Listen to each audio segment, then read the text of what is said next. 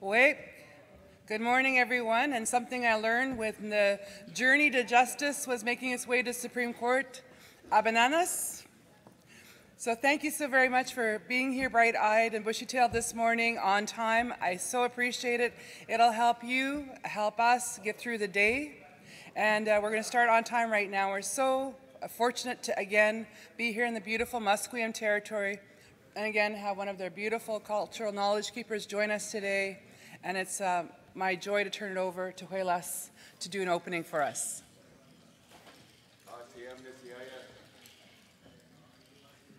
First of all, I want to acknowledge the candidates running for the chief today. Good luck to the candidates. Also, once again, on behalf of my people, honor for me to be here with you this morning, share a few words of welcome, a welcome song. Such an honor for me because I'm a young man. I still have a lot of my elders here with us today. So that's why it's a wonderful feeling for me to be here, to be the voice for my community, also for my elected chief and council, be the voice for them as well. So with that, the song I want to share with you this morning is actually our warrior song. I want to dedicate this in a show of appreciation to all of you for all the hard work that you're doing for your nations, for your people. New way of being a warrior for our people, being the voice out there for all the Juanitums, the Shamas, all out there, so they can understand what we're working for the future, working for our land, working for our water. So with that, I want to share this song, our warrior song, and also dedicate it to you this morning.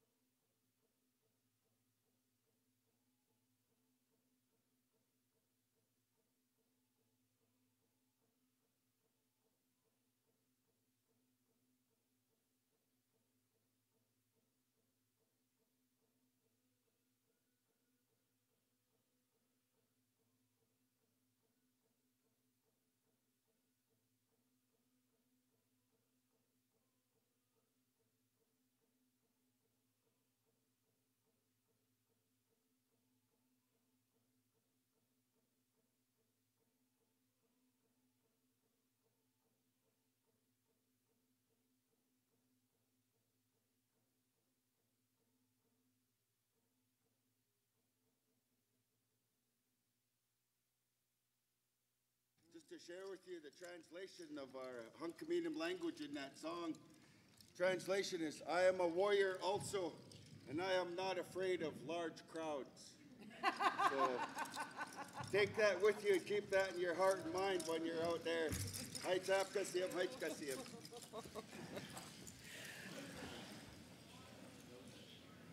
Thank you so very much for looking after us so well this morning. Elise, as well as we really, I know that so many of us were moved by the presentation, the cultural presentation that happened over the lunch hour, as well as the participation in honoring of Liz Logan. So again, we lift our hands to you in gratitude to you and to the Musqueam Nation for hosting us so well. So first up, we have the report on the BCAFN Sustainable Economic Development and Fiscal Relations Strategy. So I'm going to invite up Chief Ian Campbell, who is one of the BCAFN champions, as well as Chief Cynthia Dick, who is also a BCAFN champion, Melanie Debaski, who is, of course, the Chief of Staff with BCAFN, and Courtney Dawes from Castlemaine. So please come forward and join us here. And we look forward to having what you have to share. And as we remarked on yesterday, one of the resolutions is about this, and it will be coming forward today. And what I'm going to suggest to you is if and when we have little pockets of time, we will be taking the time to go back to our resolutions to make sure we get through them in a good way. I know people tend to travel in the afternoon. And of course, as soon as we have results from our electoral officer, and again, if you haven't taken the time to vote, please know you do have until 10 a.m. for voting for the positions of female youth rep, the 4 positions. As the electoral officer explained yesterday, 2 of the board positions was for 2-year term, and the other 2 were for the remainder terms, which is 1 year. He did explain yesterday, for those of you who may not have heard it, or maybe perhaps just a gentle reminder, what he said was for those who have the highest amount of votes, first and second, will get placed in that 2-year term, and those who come in third and fourth will be placed in the 1-year terms. And then, of course, we'll have also the results for the office of regional chief. So as soon as those become available, obviously it won't be right now, we have the polls going until 10 a.m. and we'll be looking forward to putting that into the program. So again, I invite up Chief Ian Campbell to join me here, Chief Cynthia Dick, Melanie Debaski, and Courtney Dawes. So let's give them a warm welcome. Sure. For the presentations, the best spot is over, that's where you'll see it, if you have the PowerPoints. Yeah.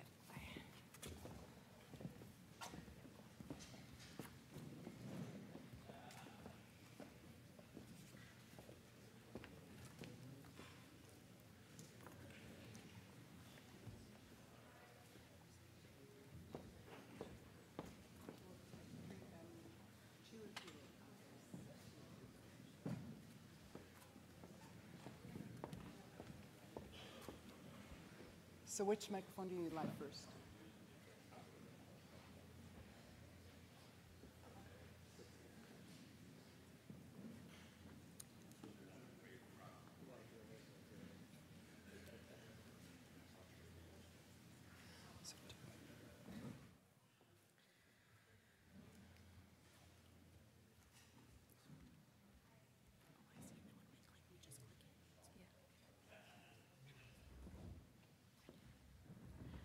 Good morning. Oops. Is it on? Good morning. Thank you everyone again for attending the session here today, and we welcome everybody. I'm going to have a brief presentation on our economic development and fiscal relations strategy, just currently where we are in regards to status and our delivery timelines for everything as we're rolling this out. So my first slide is just our executive summary again, and this is something that's guiding our work, is that BCAFN remains steadfast in its commitment to supporting communities and nations in their economic pursuits by delivering timely and relevant information, building capacity through education, and creating windows of business and economic opportunity through ongoing advocacy. And this executive summary all focuses around economic reconciliation, and that's how we're moving forward with our work. And I know some of you have seen this presentation before, but there has been 8 initiatives that have been the overall arching goals of this entire strategy. And one is the regional sessions, government engagement, the BC MOU and champions table, our data modernization, our online resource center and digital assets, our clustering initiative, our BC Region ECDEV Indigenous business forums, and the Black Books. So our strategy, direct and indirect goals. So one is to eliminate poverty. Another one is zero hunger, good health and well-being, quality education, gender equality, clean water, affordable and clean energy, decent work and economic growth, industry innovation and infrastructure,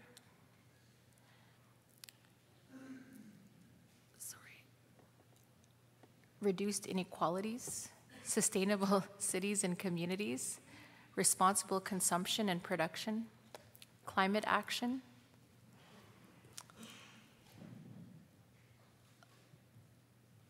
life below water, life on land, peace and justice and strong institutions, partnerships for the goals.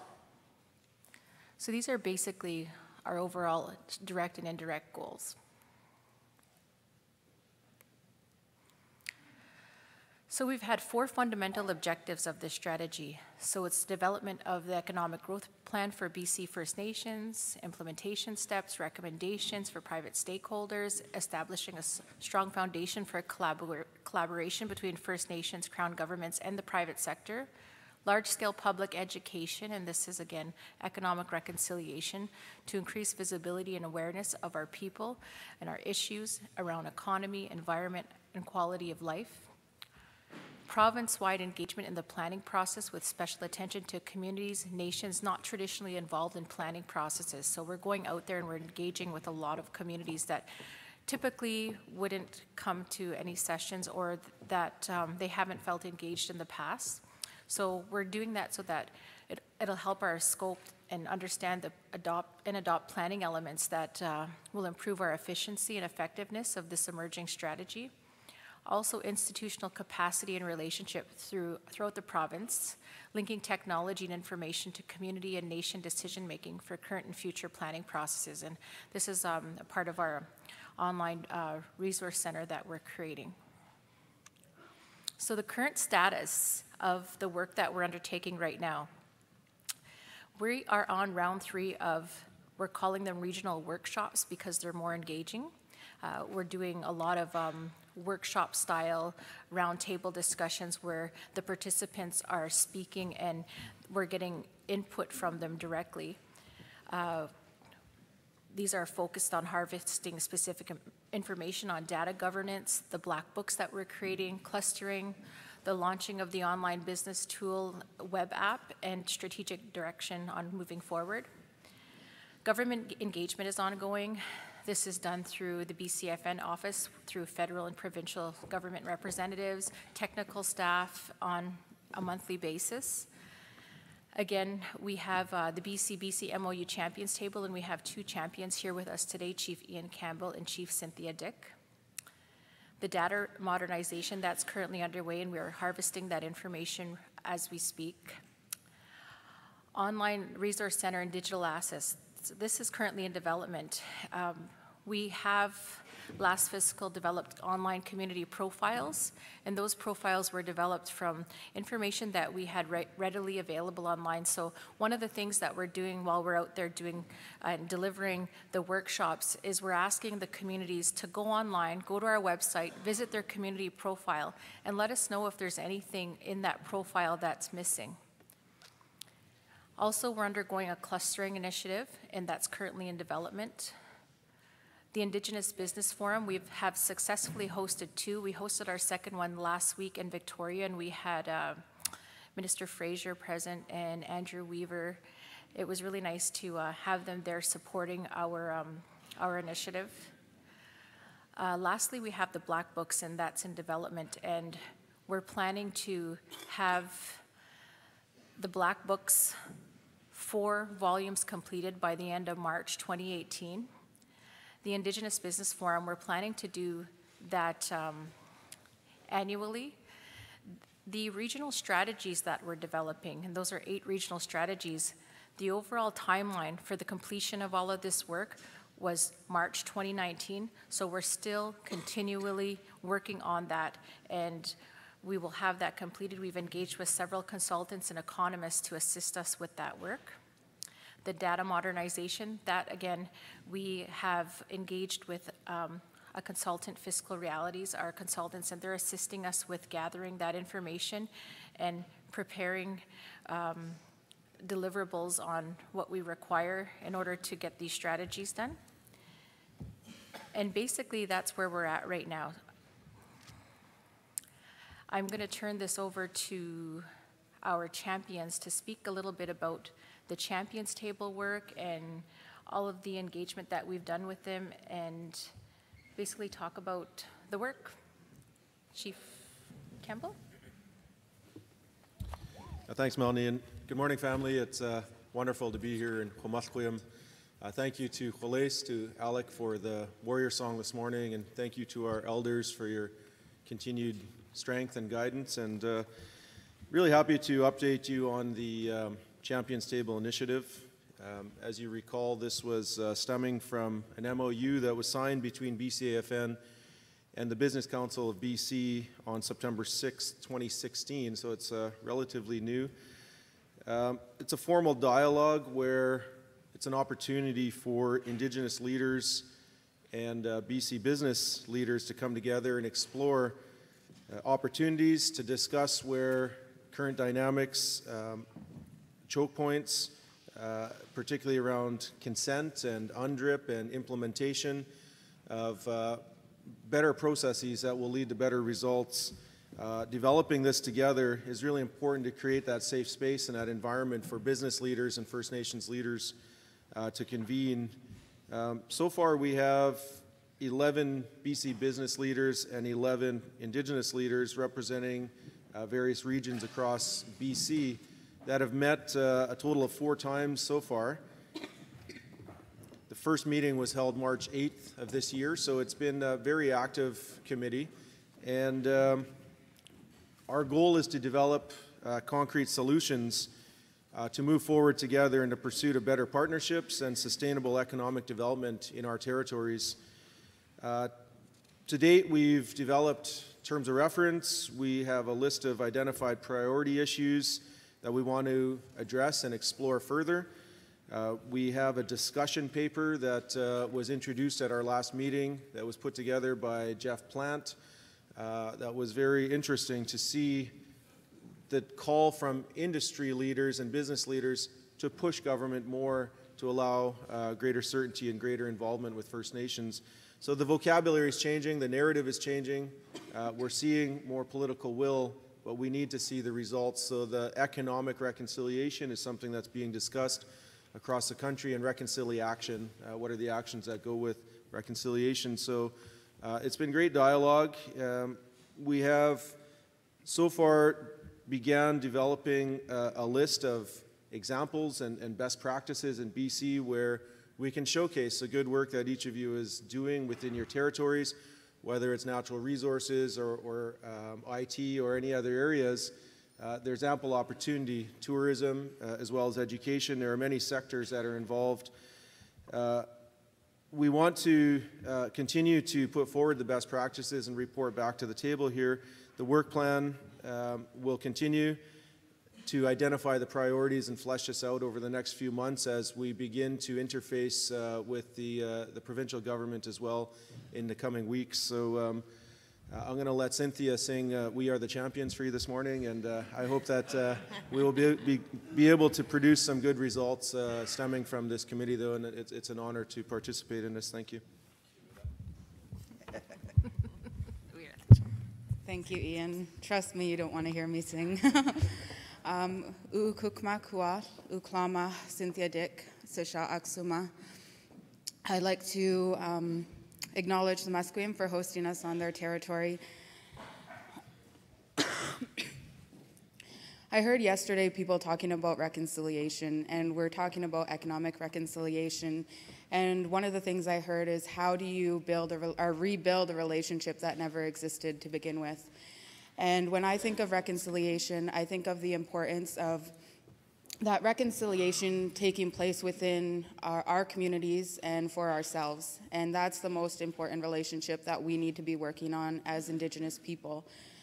We go back to what the direct and indirect goals of the Champions Table is, and we have a saying for in New Chalnoth, and that's Hishikish Sawak. And that means we are all one and interconnected. And it doesn't just mean with each other, but it means with the land, with the resources, and all that inhabits it. And I could relate each of those goals with going back to that one saying. And it's been a challenging time when we talk about colonization and where we are now, but I think that a lot of the answers we're going to find within ourselves. We have to reconnect with who we are as Indigenous people, and I feel like that's one of the main goals with this Champions Table, because as we continue to move forward, we realize that nobody's going anywhere, and I think it's we've reached a point where, you know, the world is looking to us for answers, and we have to be ready to put those answers and solutions forward.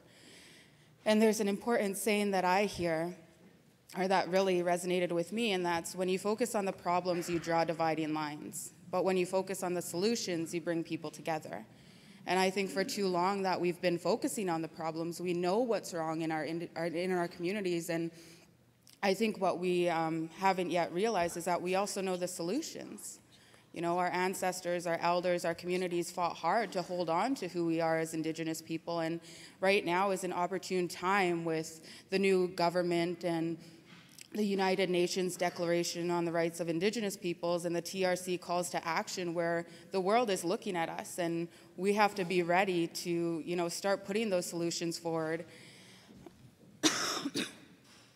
So I'm really excited about the work. I know it's, you know, it's not gonna, change isn't gonna happen overnight, but I think with the right people at the table, and, you know, there's such an excitement to see what's going to happen next, that we are going to be able to move forward in a good way. And just as much as, you know, we have to teach, we have just as much to learn.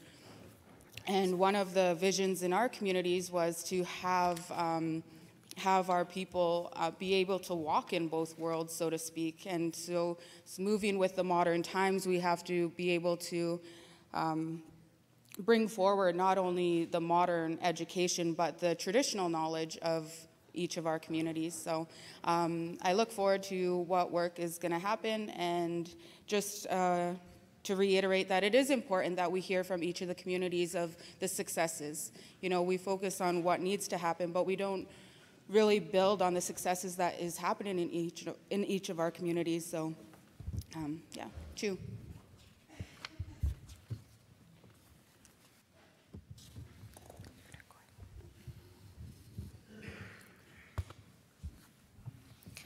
Yes, good morning, everyone. I'd like to thank the Musqueam Nation for welcoming us to their lands to do this important work that we have to do this week, so thank you all. My name is Courtney Dawes. I'm a Senior Governance and Negotiations Analyst at the Castlemaine Group. I know many of you here from my time as Director of Operations at the BCAFN under former Regional Chief Jody Wilson-Raybould, so it's great to see some familiar faces. Castlemaine is an Indigenous advisory firm. We do work with a lot of nations across the country, and in particular in British Columbia, and we've been working with BCAFN on their Sustainable Economic Development Initiative since last year. We've been working on a number of the initiatives. In particular, we are the acting as a secretariat for the Champions Table that you heard from Chief Campbell and Chief Dick about. But I'm here today to talk to you about the Black Books part of the initiative. As I mentioned, working at the BCAFN, I was honored to be a part of developing this governance toolkit. This, many of you have probably heard us talk about it quite a bit, but it's the governance toolkit is in 3 parts, and it's a comprehensive guide intended to assist nations in building or rebuilding governance and navigating your way out from under the Indian Act.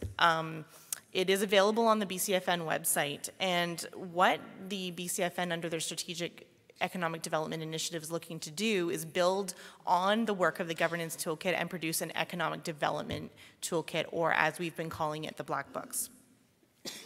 The Black Books will be, in itself, a comprehensive guide that will assist nations in moving along the continuum of economic development.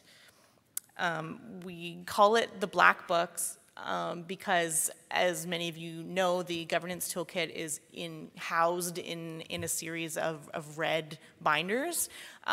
So they've been dubbed the Red Books, and so we're looking, I guess the former regional chief was looking for kind of a neat thing to call this one. And when you're in the black in economic development, you're in the black, you're doing well. So Black Books is what we've been calling it. So when you hear us talking about it, that's what it's about. So why is BCAFN doing this? Part of BCAFN's mandate is to develop and promote policies and resources for the benefit of First Nations people in British Columbia, including, but not limited to, economic, social, education, health, and cultural matters. The purpose of the Black Books is to provide information and tools for Indigenous communities, governments, economic development corporations, and entrepreneurs to grow a First Nations economy. The Black Book structure is going to be in 4 parts. As Melanie mentioned, part 1 is a First Nations Economic Development Guide. This is really housing information that's applicable to all audiences. Part 2 is going to be a resource toolkit for Chief and Council, which will also include economic development officers, managers, key economic development staff. Part 3 is a resource toolkit for economic development corporations. And part 4 is a resource toolkit for Indigenous businesses and entrepreneurs. We've set it up this way because we realize it's important to have the information in a digestible form, and recognizing that different audiences will require different information. So unlike the Governance Toolkit, the Black Books are going to be an online resource. They're not going to be printed, at least at this point. And so they will be housed on the BCAFN Online Resource Center that Melanie just mentioned.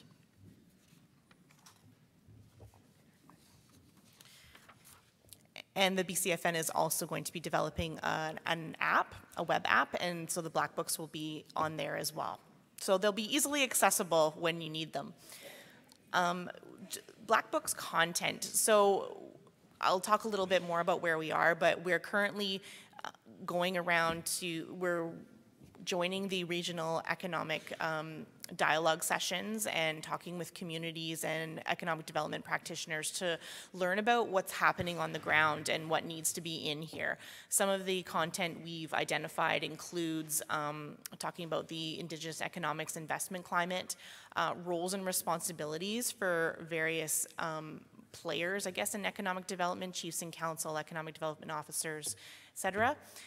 Measuring progress and success. It's so important to be able to measure how you're doing, and that kind of baseline information will really be able to feed into where you go from there.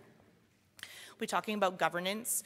We'll be having some self-assessments in there to be able to assess where you are and your readiness for moving forward in economic development. They'll contain resource toolkits, so a number of tools will be in there, as well as templates. So where we're at right now, I just was talking about, but we're doing research, both online research and direct research with practitioners. We are looking at previous economic development toolkits, both to see what information we could include from those toolkits, but also to know what's already out there, because we really it's really important for us that these Black Books are unique and they're not just a reiteration or republication of something that's already there. Part of our on-the-ground input is a economic development community survey.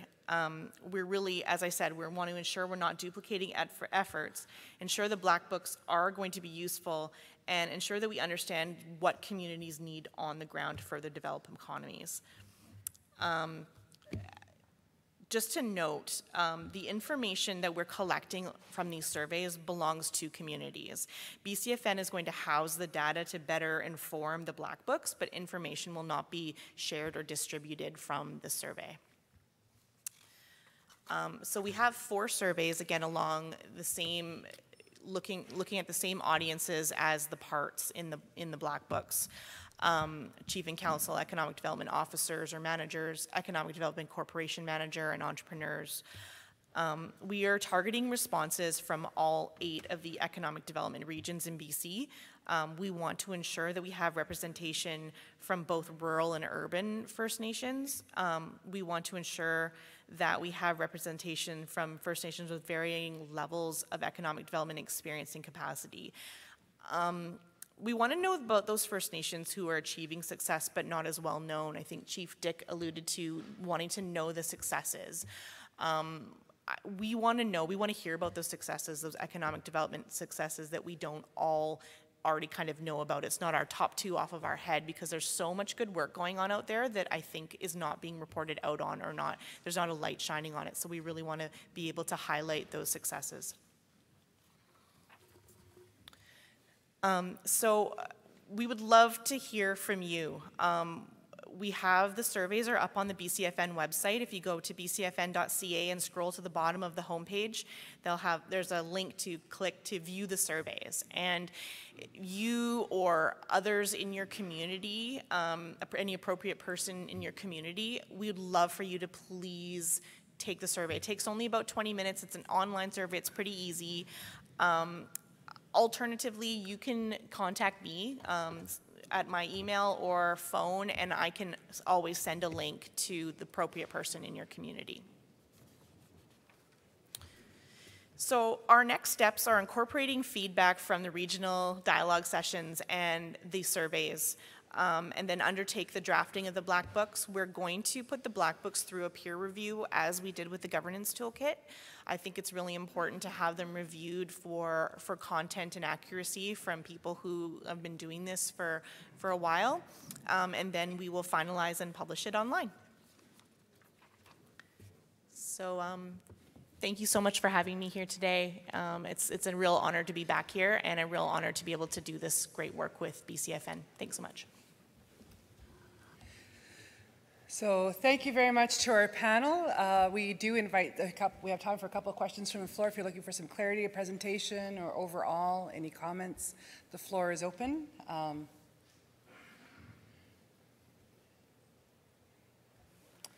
Microphone 8, I think, would be the closest one. Ilata Simosiaya, Tyrone McNeil, proxy for my chief Clem Seymour from Seaweed Island. Just a few general comments around this topic. First of all, the information in the kit is dated March 31st, 2017. So you provided verbal updates better than this, so I'd encourage you to revisit this and provide a more current update. With respect to the dialogue, I'm going to share brief comments, Rochelle, from 3 different perspectives. My paying job is manager of a heavy construction company. When we're busy, we employ up to 80 Stalo men and women.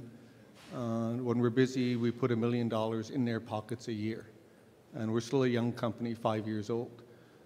Some of our struggles, I would put in a spin of what you're calling fiscal relations here with respect to the province and the feds. Provincial and federal procurement processes are ridiculous. They need to be fixed. I simply don't have time to go on the BC bid website and check for opportunities. They need a dedicated stream for us, both provincially and federally. And along those same lines, when we're seeking opportunities, whether they're time, material, or contracts, various industries have the go-to contractors already. We need to find a way to break those cycles, because when we've broken those cycles in the last 5 years, the primes enjoy having us on and invite us next time. But it took just about 2.5 years to break those barriers. Whether that's something like a government contract or a heavy industry or on-site development, or even something like BC Hydro and their right-of-way maintenance and power line installation and whatnot. I'd encourage you to take a really close look at that, because there are a lot of opportunities out there, but the process itself needs fixing and more hardwired to those of us that are actively engaged in it. And yes, it's a small business, but it's employing people full-time for as long as they want, so it's small but good. As president of our development corporation in my community, not only do we go through it, but I see other development corporations in our surrounding communities tend to start off with a majority of community members being the board, and there's significant capacity issues. If you could look at a capacity development in a Pro-D model, where 3 or 4 times a year we'll take a day and learn this kind of thing, because when chief and councils are delegating authority and responsibility to development corporations, they'll bring in key advisors if they can afford them, but to ensure the trust level is there, they pull us from the community. And not all of us are well-purposed to have those discussions, make those decisions that financially impact the DevCorp and the band. But do it in a Pro-D fashion, because everybody's busy already. I think it was Courtney that mentioned technology. The First Nations Technology Council is undertaking a labour market initiative with respect to the tech sector. And there might be some synergies and linkages here, because there's tremendous opportunities. The tech sector is the only growing sector when BC and Canada went through the recent recession, and it continues to grow. And we're finding First Nations are a really good fit in broadly in the tech sector, and we want to better gauge where their current capacity is, where their aspirations, where they'd like the aspirations to go with respect to technology, and then do some training and job placement to get them into the field. Because it's similar. The sector isn't set up to welcome First Nations. So we have to tune up the sector a little bit while we're educating, training, and encouraging our own citizens to start occupying that space. Haichka. So more of a comment than questions. I see some notes were taken. Thank you very much. Any further comments or questions at this time before we wrap up with this panel? Yes, 17 would be the closest one for you. I don't know if it's, yeah, okay. Promise not to drop the mic, okay? It's heavy. Good morning, Cookby Ryan Day, Bonaparte Indian Band. I just want to echo Tyrone's comments, because they're really good ones as well. Well, one direct question is, how are the black books going to be maintained over time? Because we can create something, but it will get out of date very quickly. So what is the plan as far as maintenance of that?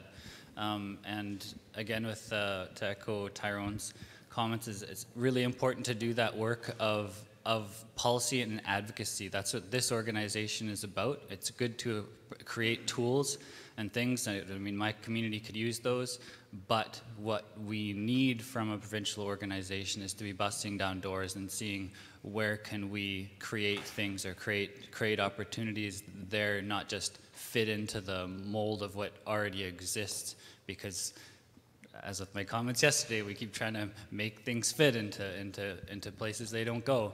So it's really necessary for the see you laughing over there, Cookby Christian. Easy. That BCAFN at this level does that, and does that capacity building on that level where we don't have the capacity to see where those policy impediments are that Tyrone is talking to. So that's the kind of work I like to see in that Cookstream. So okay, so microphone 2, please. Thank you, Cookby, for the question, and also Chief Tyrone McNeil. First and foremost, I apologize for not having the up-to-date information in the kit. What we did do was we reported out for the fiscal period of April to the end of March, so that's the information we provided. And then today, this presentation was more of a current update of where we are this fiscal period. But we can have that readily available to you at any point. Cookby Day, you're absolutely right with your question, and it's a great question. And this is something that we thought about, was that all of this economic development work that we're doing, we knew from the beginning that BCAFN would not be the home for it. That as soon as the information comes forward, you know, it could be out of date the next minute. things change. Business moves very fast.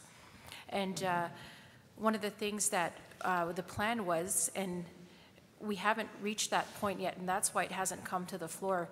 Yesterday, the resolution that came to the floor was just to support this work. But we want to bring another resolution forward at the next assembly.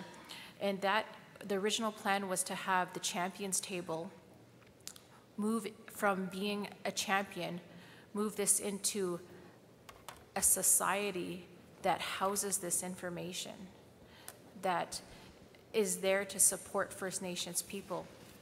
Because I understand that we do have one of the federal partners there, INAC, delivering a Links to Learning conference. And I'm actually taking note. I'm going to deliver some of the comments earlier on delivery of some of that information and workshops they should be delivering. But there has to be somewhere, a home for this. And I understand that BCAFN, you know, they're developing it. You know, we're undertaking that work, but there has to be a home for it. And, you know, that's that ongoing economic reconciliation. How do you keep that work to date? How do you keep the education going? And that was the solution that we came up with at that time. But if there's better solutions on how we can keep that information up to date, other than putting it to a society than the champions table, we welcome that information, because we're not there yet. We're not there. And I don't know if Chief Ian Campbell can add to that. Yeah, thank you.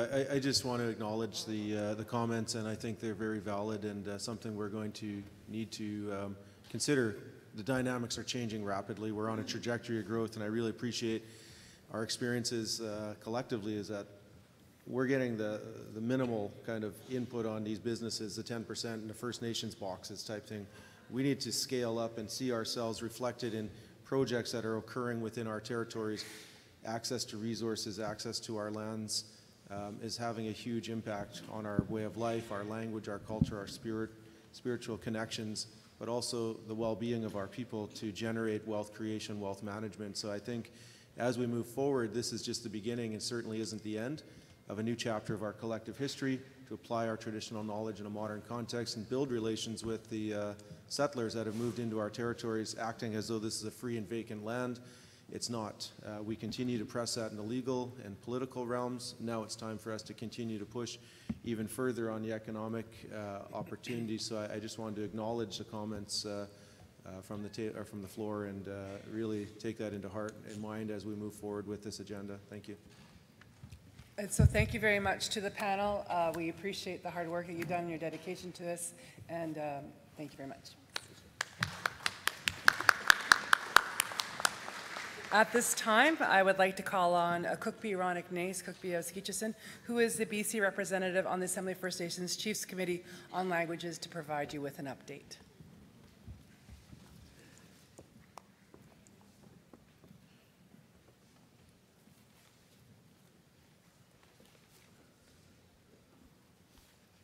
You are doing the presentation? Are you doing the presentation? It's over. I can't see that. Oh, just hit play then?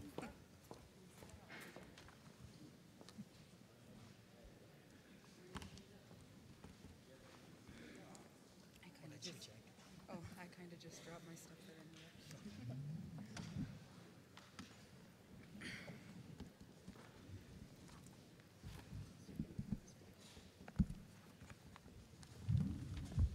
I'm going to give a little over. What Khoitep Cookbee Ronnick-Nace is Quacks the Skeetchison and so happen Hi. Hello, I'm Chief Ronnick-Nace of Skeetchison, part of the Shuswap Nation. Kunana Khatakswum Suswan the Anata the Kalmukhut Tmichs and Elliot Nuchentals as Urcht and Chithus as Kolayan Twacht had can has Chintam Khoit as Knuchendam Xalkent La Iem to Jotem Chilhud as Ichmens Twacht as Knuchent Twacht. I'd like to honor the peoples of this land for allowing us into their house to conduct the work that we're doing here, to see how we can better improve the life of our peoples back home. It's always good when we can sit together and try to figure out ways how we can help each other and look after each other's interests. And Iskuk Setzel Penanas, Nukun Setzel Penanas, the Alksman, Koltan Diem. And I'm honored to have the opportunity to represent all the chiefs of BC and BC at the national level on languages. And thank you for giving me that honor. I appreciate that.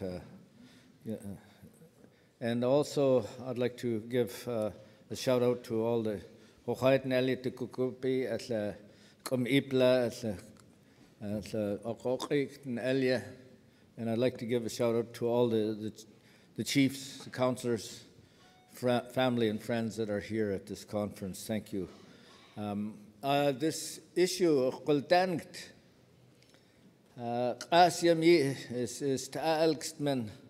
This language file, I've been at this since 1982. I've been working on it, and since yeah, since time immemorial. Being a fossil.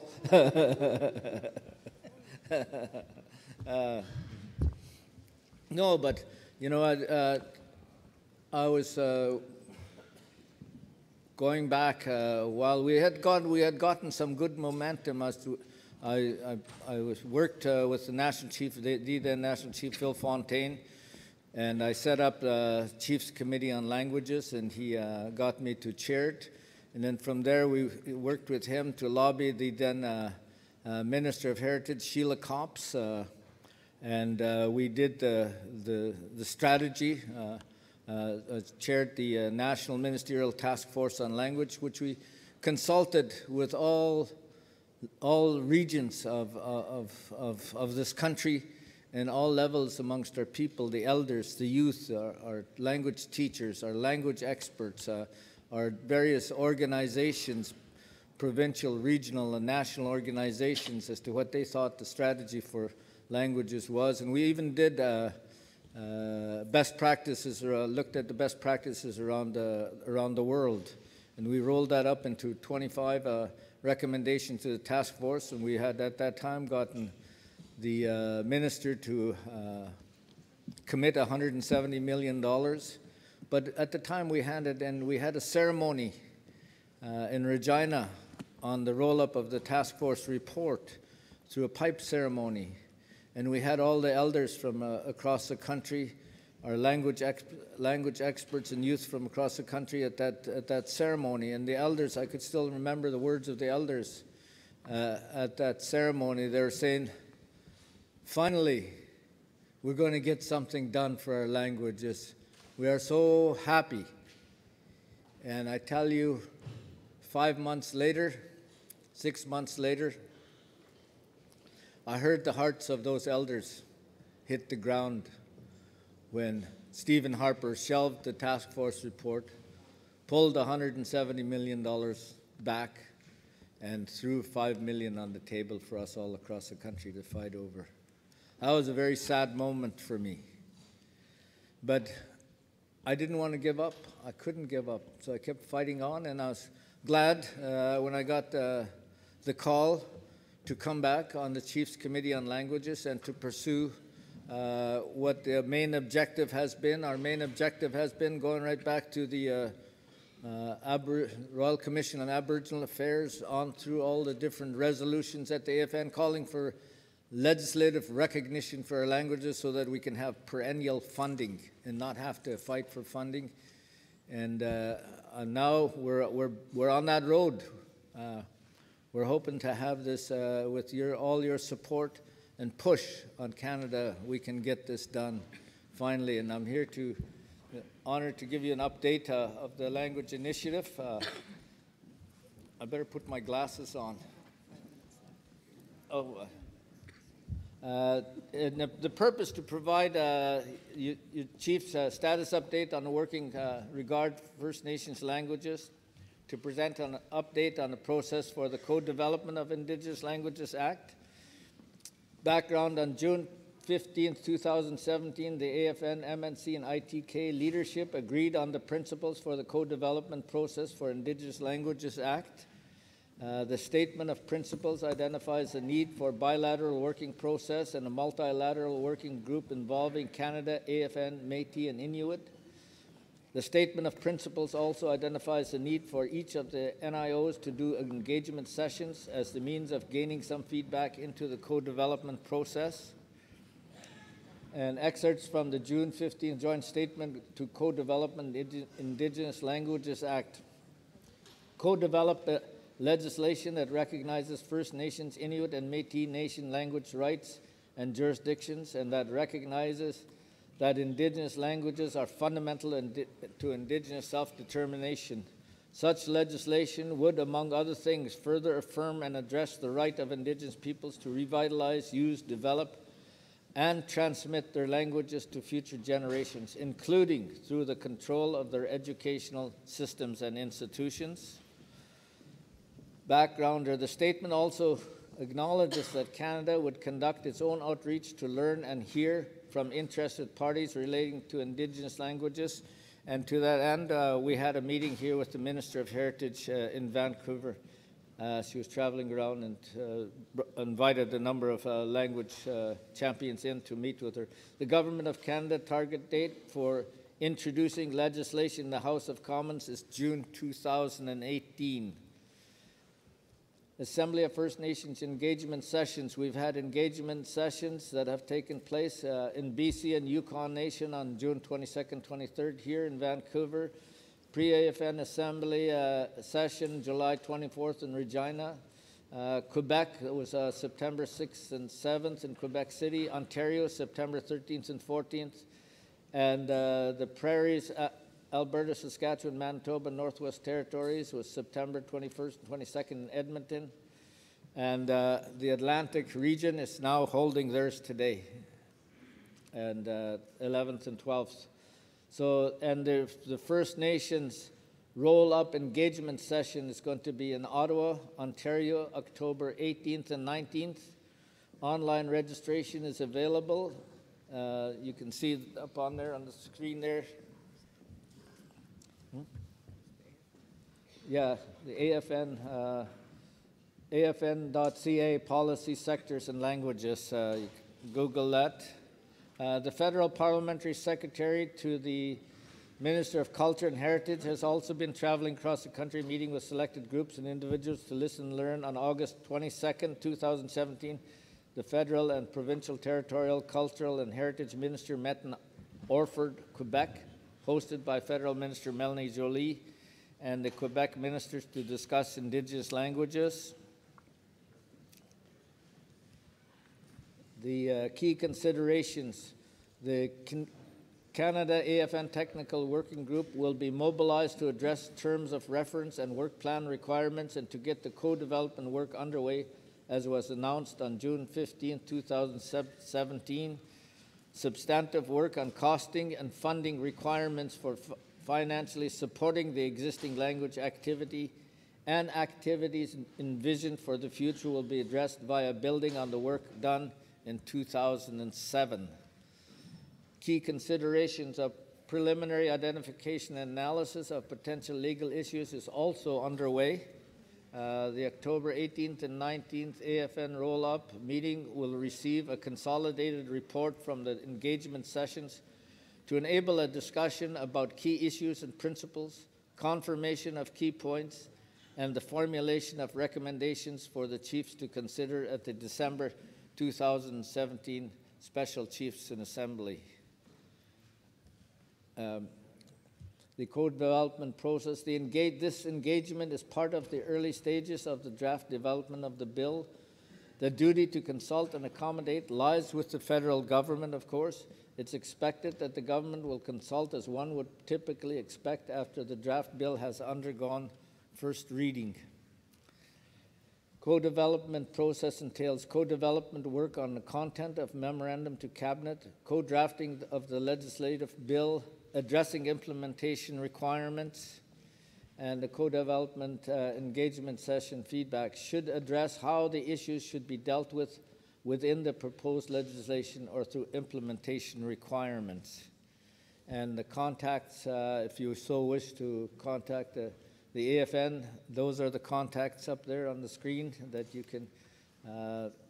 Miranda Huron, she's the Director of Languages, and her address is up there at the AFN.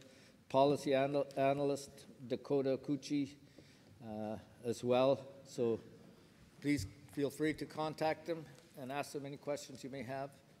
And that's my report, and thank you for hearing me out.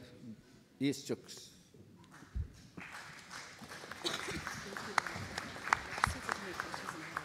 Yeah. Like the elder said, let's get her done. We've been studied enough, just do it.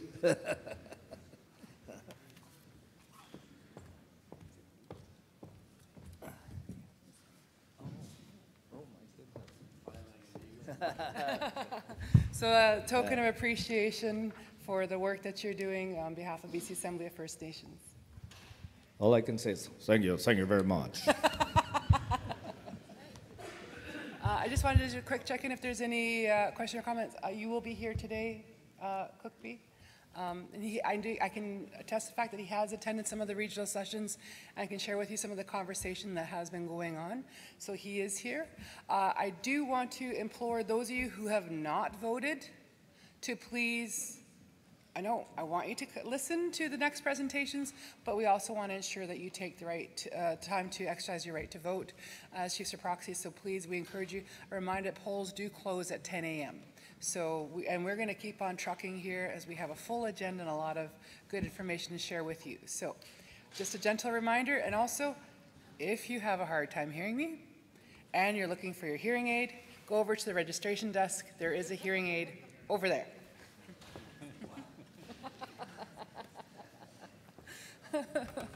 What? What? So thank you again, and we want to thank both Cheryl Casimir as well as Chief Bob Chamberlain for taking the time to present on the good work of the Tripartite Working Group on Children and Families yesterday, jumping in, helping us move the agenda along so that we had time to cover everything we need to do today.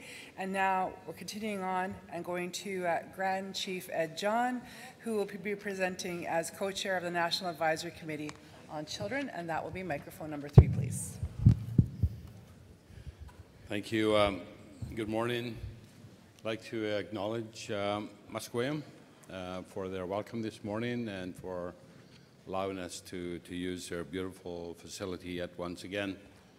To all of our chiefs, good morning, our leaders, elders, our youth who are here, those in our communities who are watching online.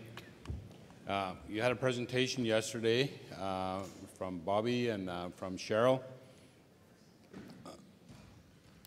on the matter of children and families. I want to provide an update to you on the National Advisory Committee on Child Welfare, First Nations Child Welfare.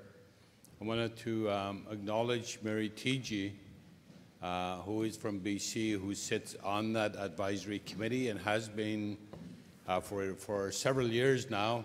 She was here earlier, but stepped out. I wanted to provide a context in which work is happening in this province, and to some degree at the national level. I'm more familiar with the context that we have in British Columbia about what our efforts, our collective efforts are across all of the various streams. Where we are didn't happen by accident. In this province, our chiefs have been coming together for quite a number of years now, not sitting around to complain about where we are, but to find and develop collective solutions in support of each and every one of our 203 communities. And so what we are seeing now in the midst of a period of transformative change that we need to take advantage of. The transformative changes at the national level. You heard the minister yesterday talking about dissolving the Department of Indian and Northern Affairs. To some degree, we began that in the 1970s when Ray Harris and Ernie Cray and Doug Kelly and many others around this table occupied Indian Affairs offices and blockaded roads and railways, demanding changes. If you recall the day where all the services and programs were run out of Indian Affairs offices, many of the younger people here wouldn't know that.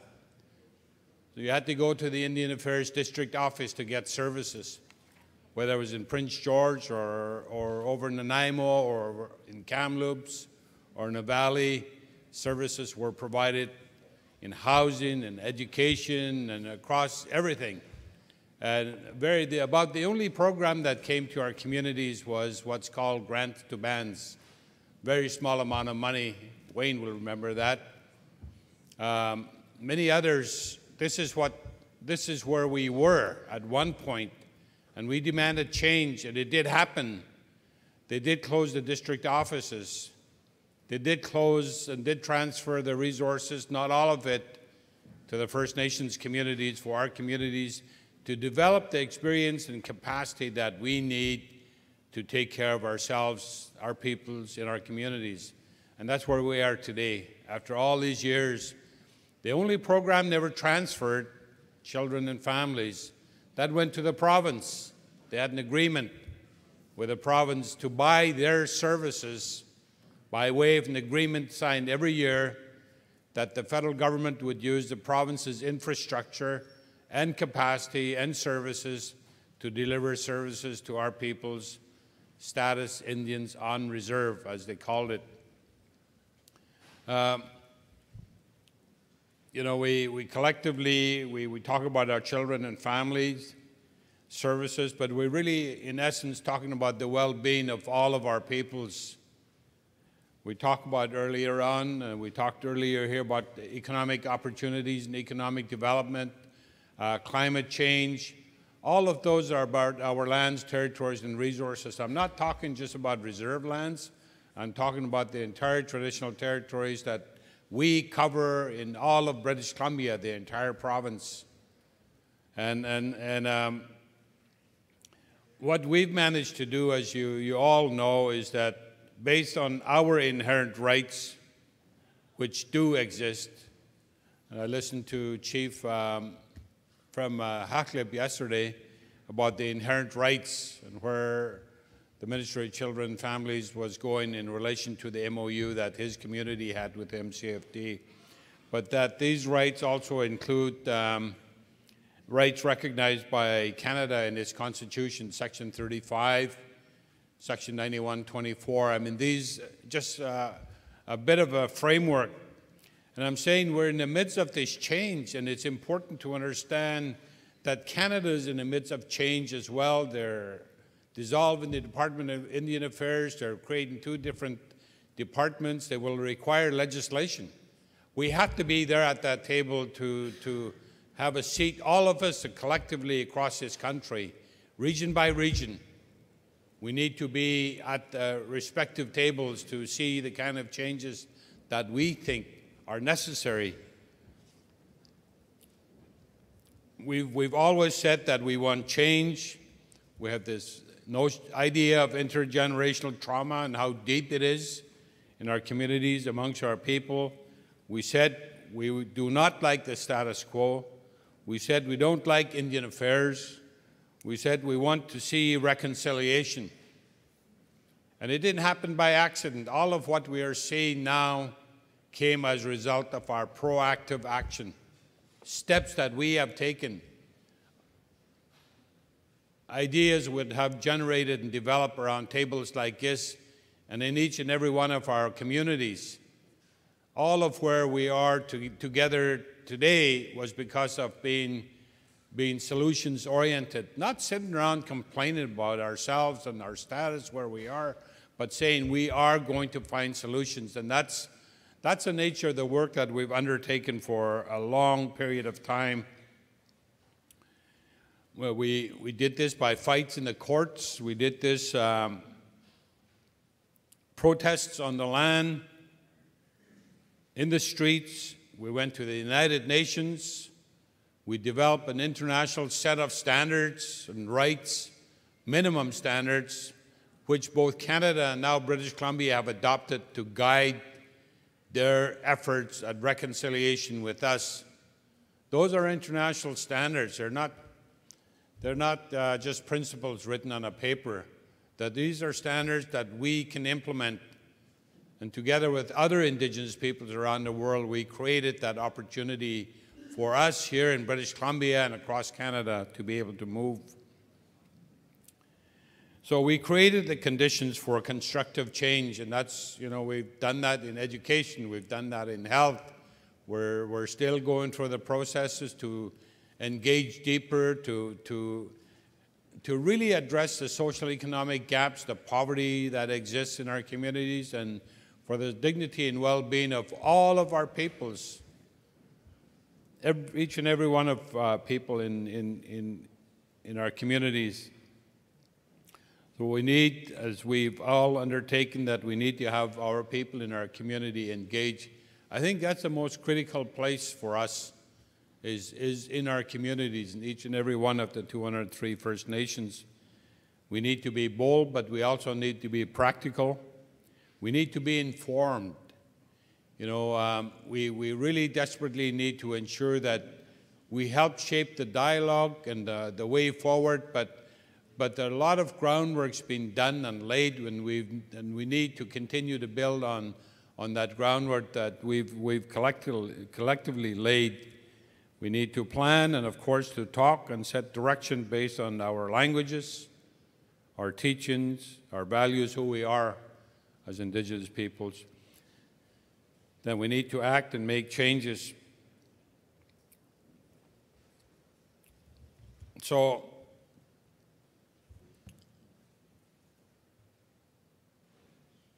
here we are in the midst of this period of change. We can manage a change. We need to manage the direction of this change because there are so many things happening in our communities, but there are so many things happening with provincial and federal governments and internationally that have implications for us. If we don't, change will manage us. And we can't afford to do that. We can't afford to lose these opportunities. So within the context of where we're headed, the Prime Minister, in a 30-minute speech to the United Nations on September 21st to the General Assembly, what he said about the legacy of colonialism, which the TRC called cultural genocide, the Prime Minister said the good news in Canada is Canadians get it. They see the inequities. They are fed up with the excuses. So there is that dialogue that's so important. People like Bobby Joe and the work on reconciliation. We made him our ambassador on reconciliation in this province. And I want to thank him for undertaking that work and continue to do so. We need to continue to engage the public. I want to thank the group that's dealing with the BC Business Council, our group of champions. We need to engage the municipalities. We need to engage right across the board, right across the province on an ongoing basis.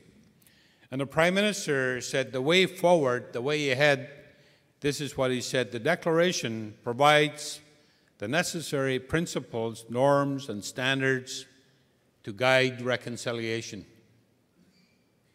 This is where the Prime Minister's thinking is on this, so that's part of their undertaking with what they call structural changes at the government level.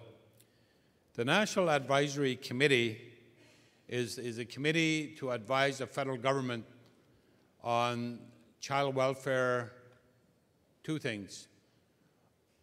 The letter that was circulated says it best. The terms of reference for the National Advisory Committee is 18 pages long. It's going to be longer than the report that we're going to write to the government. There's a report that will be it's being drafted. Hopefully, it'll be a version of it will be available for the December AFN Assembly. in my role as a chair, I brought the minister together with the national chief and Cindy Blackstock for Caring for Children Society and set up a principles table for them to, on tough political issues, to have a dialogue and to engage on the necessary steps forward. The mandate, in a nutshell, is written in the first paragraph of the letter. Is about enforcing the Canadian Human Rights Tribunal orders, the compliance orders, and secondly, to look at reform on the way forward for child welfare. There are 5 work areas, and the report will reflect this. Community needs, 1. 2, delegated agencies, 3, legislation, 4, Jordan's Principle, and 5, internal government education and reform for their own understanding of what is happening. In the letter to the minister, you have it. There's early recommendations, short-term recommendations which have been made, and I just want to share that with you in the letter that was circulated. 1 is a secure Treasury Board authority to amend Budget 2016 allocations and move the Year 5 amount of $178 million to this coming fiscal year. This will assist in addressing some of the immediate fiscal needs of the agencies while longer-term work is undertaken. This is really trying to move the budget because it's back-end loaded. Our recommendation is to move forward to front-end load the funding. Just so you know, there are some 20, 25 members on the advisory committee from all across the country. Secondly, on training on the CRT rulings for all public service employees who will be directly or indirectly involved in the implementation of the CHRT rulings. The training should be mandatory, and implementation of the orders should form a part of the regular employee evaluation process. To be culturally relevant, the training could to be co-developed in consultation with AFN and the First Nations Child and Family Caring Society, which is Cindy Blackstock's organization. 3, in keeping with the NAC terms of reference, INAC to make available on a timely basis all of the necessary data, statistics, other relevant information that the advisory committee is looking for, and that our mandate run to the end of December this year. And I'm pushing very hard with the members to have this work done by then, but it looks like we're not going to be able to complete it by that timeline. When you look at the compliance with the Canadian Human Rights Tribunal, there's 7 key areas, and they're very technical and detailed, and trying to cost these items is becoming a bit of a challenge. But the simple, I think, solution is to, at a very minimum, that the resources that are, say, provided to British Columbia should be on par with what the province's resources are, while they ramp up and ensure that there's equity in the services and the resources provided to delegated agencies, for example, or the 84 communities that we have that are not part of delegated agencies. The province, as you know, they're proceeding with the implementation of the 85 recommendations from my report. There's a small amount of money, that really planning money to the end of the fiscal year for communities to begin the detailed work. Many communities have already extensive work, but it's initial seed money to move the process forward. So wanted to share those ideas with you. In Saskatchewan, the federal minister signed an arrangement with the Saskatchewan Chiefs for reform. They're proceeding on it. In Ontario, the minister contributed to the 133 First Nations in Ontario, $91 million for them to proceed with their reform process, which is community-driven, community-based. The distribution of that, they have a formula that they've developed based on their gaming revenue, that $133 million a year that they get from the government of Ontario. on revenue sharing from all gaming. The distribution formula is 40% as a base, everybody gets that same amount, and 50% is based on population, and 10% is based on remoteness. So they've figured out a formula that they've worked with. We haven't seen that money come to British Columbia, the prevention funding that we've been seeking, and it has to be on the top of this province's priority, our First Nations, to ensure that those resources find their way into British Columbia sooner than later. So, Madam Chair, just an opportunity to build on some of the work that was, some of the presentations that were presented by my two colleagues yesterday. So thank you very much.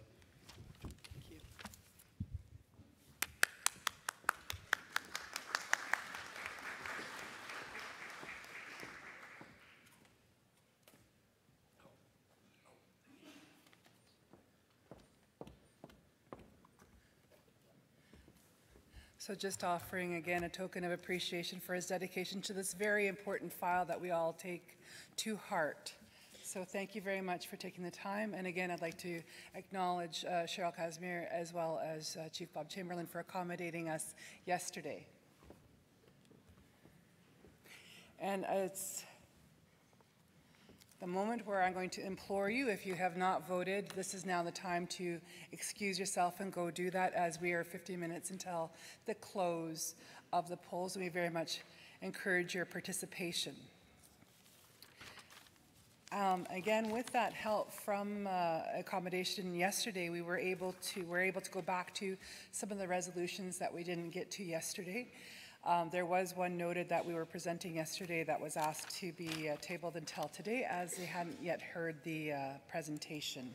So we're going to go back to resolution number 3.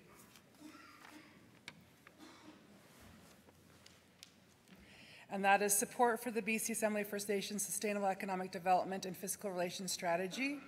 This was moved by Chief Wilf Adam, Lake Babine First Nation, and seconded by Chief Susan Miller, Katsi First Nation. And I know people have moved around.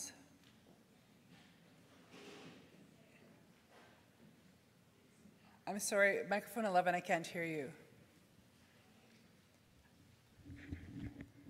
Rochelle, you know I love you. Susan Miller, Katsi First Nation. Katsi, sorry.